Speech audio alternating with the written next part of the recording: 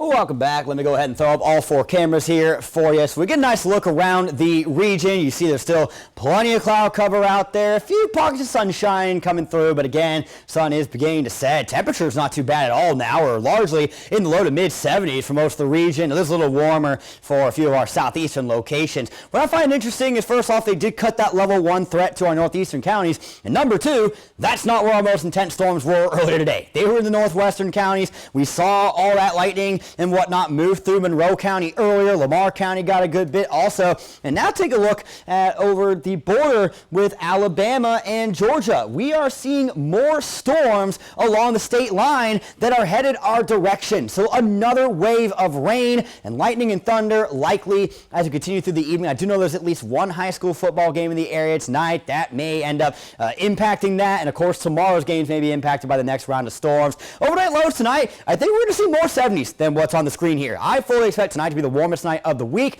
We're still going to see that wind out of the southwest. It's going to be cloudy, which is going to act like a blanket, and it's going to be very, very muggy. Fog, most certainly a possibility leading into the start of tomorrow. As for the tropics, this is going to be the big focus heading into next week, namely this right here. 90% odds over the next 7 days, 80% odds to become a depression in the next 48 hours. Next storm name is Imelda, the letter I. And of course, we do have a new storm that formed yesterday, Humberto. 60-mile-an-hour sustained winds right now, likely to become a hurricane sometime tomorrow and could become a major hurricane as we head into the back parts of the weekend. I'm way less concerned about this one and way more concerned about the one we were just talking about, though, and they're going to be interacting with each other, which is what makes this so hard to try to figure out where it's going to go. First off, we still have the cold front in the area tomorrow.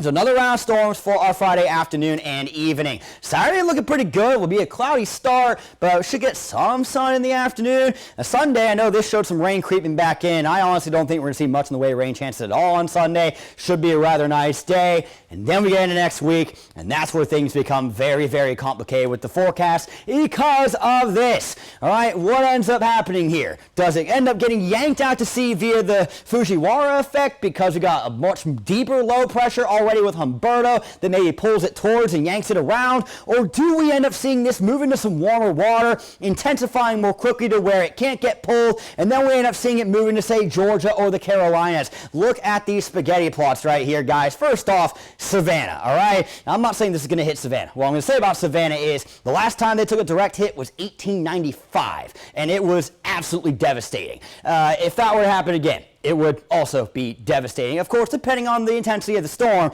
but you do not want to see that. We don't want to see this going to the Carolinas at all either, so we're hoping that one of these tracks further south, which again comes from that Fujiwara effect, where we get it yanked back out to sea. That is the best case scenario, but right now we cannot make that promise, and we should prepare as if, hey, we could see tropical impacts early next week. So the remainder of this evening, in terms of storms, again, we have that next wave coming from Alabama. We'll be seeing that into the early overnight hours. I really don't think that by tomorrow morning we're waking up to rain. Should just be a lot of clouds and fog. But as we get into tomorrow afternoon, we get our next round coming in. Remember, the cold front stalling out. Today we've mainly seen lightning and thunder in our northwestern counties. We'll see how this next wave shapes up as it comes through this evening. But I wouldn't be shocked at all if we ended up seeing a little more lightning and thunder activity in some of our southeastern counties tomorrow as a result of that front having stalled out. Things should get a little better on Saturday with some sun returning in the afternoon. I'll have your extended forecast in 10 seconds.